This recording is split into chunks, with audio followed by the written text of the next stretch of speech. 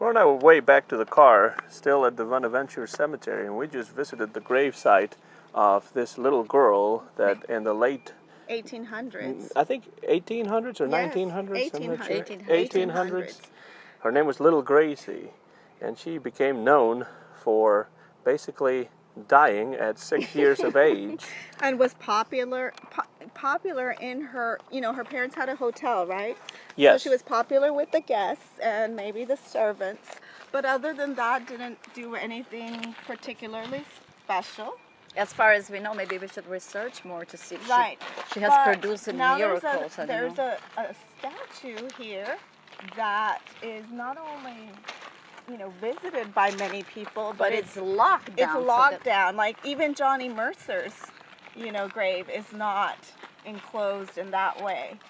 And what's interesting is that you see little stuffed animals, you see coins. Obviously, people are in some way making a wish or hoping for something. She's almost acquired like a saint status. And so this brought Sylvia and Lúcia to think about, or to ask the rhetorical question of how do you become a saint in the United States? By what means would you become a saint? From an anthropological point of view, it's fascinating because she's been canonized from a popular perspective. Because obviously people are there leaving trinkets. And money. And money. And putting little stones And to what end? What is the purpose of that? My question is, since we don't know these people, it could be, in some ways, that maybe these people have gone through a similar experience in their own lives, and that they maybe had some sort of baby pass away, way before their time, and then they just feel an attachment or some sort of connection, with this girl, even though they never knew her because she died a long time ago. And I think it was actually in the 19th century, because they said that 19th century, not 18th, right? No, so 19th century, the 1800s. That's right. The 19th because they actually made that statue. They sculpted that statue out of a photograph. Right, and it was after the fact, after she had died and had been buried. So she must have been so popular that they felt compelled to do that. And now the grave has the statue presiding over it. Right. And I think that's what draws and has been drawing people to. But I think that there is not only that, there is something related to wishes being granted. Right. I want to take a look. What is that in there that people are... I think the whole idea of wishes being granted, because usually with money, it's like fountains when you drop, you put in your... The same way that when you go to cathedrals and you see arms and legs and made of wax. Or you light a candle. I mean, there aren't any candles here, but if there were, I am sure people would be lighting candles and leaving them to, in some way, I suppose, like, grant them something that they desire or want or pay for. In any case, that brings us again to the question that Sylvia was asking before: by what means can you attain sainthood in a young country like the United States? And not just young, but a Protestant country, because it's almost like it is. It's the equivalent of sainthood, because really it's not, officially a saint, but it has the same sort of status, and people do the same. In terms of rituals. In terms of rituals, it's the same sort of rituals, with very much an underlying pagan element that we could, and yet people are doing these things, and it's just fascinating. But they do it probably from a religious standpoint. You think it's a religious standpoint? I could imagine maybe people who are more religious doing that, other than people who are not as religious, but maybe it's just a personal experience, like I said before, where they have encountered a situation like that in their family or in their personal lives. Right. And so they're compelled to leave the money and the thing is, little toys some and everything. People come here with a toy. It's not as if you carry a teddy bear in your bag. And you just leave it there. Yes. They come for this. It's like a pilgrimage. Yes, with this objective. We are going to go see Gracie. That's why I'm saying that it must be from done from a religious standpoint, religious perspective. And so they buy a little teddy bear and they just leave it there. Right. And so or maybe those teddy bears and little glasses and necklaces belong to the children they lost, the little girls they lost. But yet still, it's a pilgrimage. Yes. They have not just gone to any cemetery with any small child who has died in the past. It's very particular. So she would be like the essence of all little girls who died. She's like the patron saint of little girls. Of early death. Right. So that seems to be what it's representing, what it embodies. It also is something that was more common, this death in infancy, back when Gracie lived for those 6 years in the late 1800s, than it is now. Right. So that maybe in the 19th century, it was,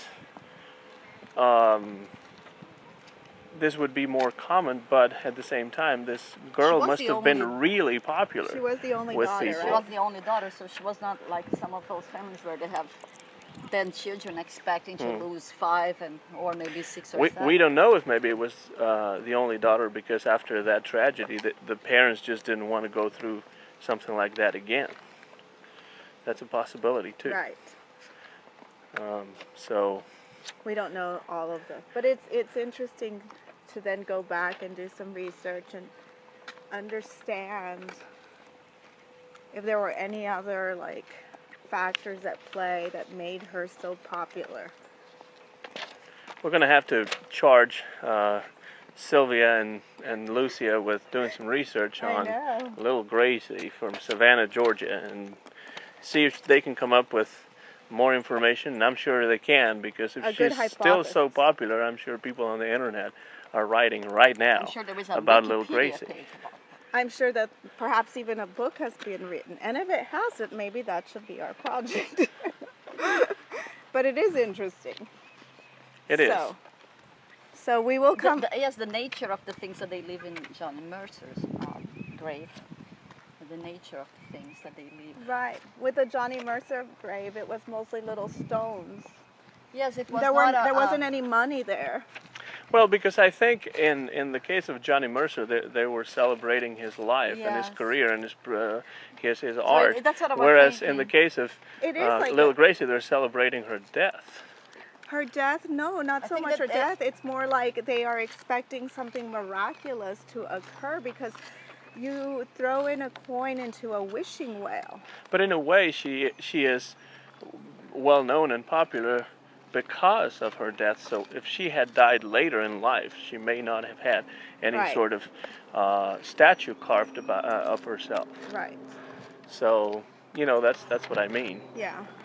And I see a difference there. And really, the people who leave things on Johnny Mercer's grave, they probably know him and know his music and his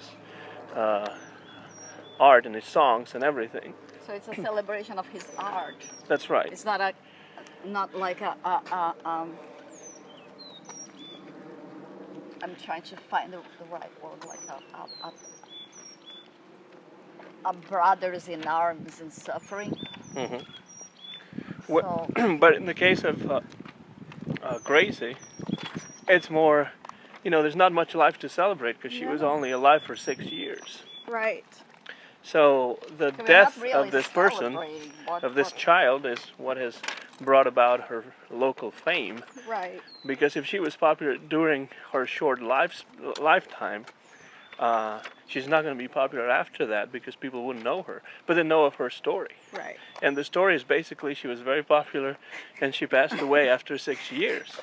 Right. It's not like an amazing story of a 6-year-old who saves, the city from a terrorist attack or something like that. It's pretty, it's not to say that she wasn't a charming girl, but there's nothing particularly it could be, there could be another little girl somewhere else who was equally popular and died at 6 years old. So what is the difference? That's the right. statue? Yeah, the statue, yes, she was from a wealthier family, obviously. Yeah. Because there are hundreds of children in the cemetery and babies. And a lot of them died at the same time, around the same Right. time period as Gracie. So. Right.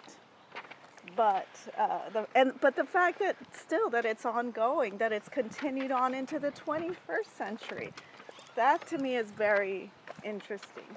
The statue itself is not one of the more beautiful ones, I would say, from an aesthetic point of view. What do you think, Lúcia? I think it's creepy. That's why I So that's why I'm like, there are other statues that would, I would feel very uncomfortable to have that thing in my yard at night. Well, I usually think that statues of little kids are creepy anyway. Yeah, that's true. But I mean, there are other statues, if you look around the cemetery, that are, I think, better executed in terms of like beauty. I think these statues, of course, they are. Some of them are creepy. Some indicate movement, Right. from their clothes and the perspective, and that is such a stable statue. It seems redundant, but you know what I mean. Maybe because it was sculpted from a picture. From a That's photograph. true. And the photograph was just obviously not a moving picture. And it's an older photograph, so there's less maybe depth to the, the photograph that they would have during that time period would not be similar to a photograph we have now with so much detail and, it's not as precise. Yeah, it's probably not as clear Right. or So maybe as that's detailed as the pictures we can take now with a Right. simple iPhone. right. So, But still leaves the big question of why Gracie. I don't think we're going to come up with an I answer know, it's like just a many classes at the university There is where no they come answer. up with a question and they never know the answer. Are you going to heaven? Do pets go to heaven like this class that I was just reading as I was going down the stairs and one little take my class if you want to go to heaven kind of stuff. If you are wondering if you are going to heaven or be reunited with your dog. Yes, that's something I've never wondered, but maybe if I take that class, I would still know exactly the same as I do now about answering that question. And that's my point. We've done the same thing as that class as we were walking Right. along We didn't read the pathway here. St. Thomas Aquinas. No. Maybe that's why we don't know the answer. Perhaps Maybe we should go back and read St. Thomas Aquinas And come back and come back and revisit the and next something will year, reveal maybe. itself. Okay, next year we can do the same podcast with more information. Little Gracie Right. 2.0. Exactly. Right. That sounds Next like a year. great idea. So we can have like tasks. So you read St. Thomas Aquinas. Yeah, you get the hardest task. I get of the all. hardest task. You get We to don't do wanna do- online research about Little Gracie. We're I just going read to the Wikipedia. Yeah, what they call research these days, you just call them Wikipedia. I'm sure that you And can that's find. it. I'm sorry. Find St. Thomas Aquinas in a Wikipedia like a summary log or a cliff note about whatever he has to say. Because I guess people at that's a time, they had a lot possibility. to say. They wrote a lot because they didn't have much to do. Like they didn't have the internet, for instance, to So they spend can hours expound shopping or on whatever. or watching parakeets paddling. Or mini people bicycles. unboxing presents or something Or like kittens that. doing interesting and funny things. Yeah, of different Or natures. dogs who don't want to shower or bathe, and then you have that compilation. So, Well, yes, it was a more productive time, I would say. We really have not discovered anything. We have not given any sort of final answer to anything, but we've enjoyed chatting about Little Gracie in this beautiful Bonaventure or Bonaventure. That's right. You can say it because you can say it better. Bonaventure There you go, Cemetery.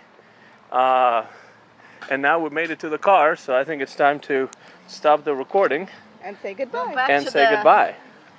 Goodbye. The world of the living where there is pizza and pasta and all that stuff. From the beautiful southern town of Savannah, Georgia, this is Anton Garcia. Sylvia Morin. E Lucy!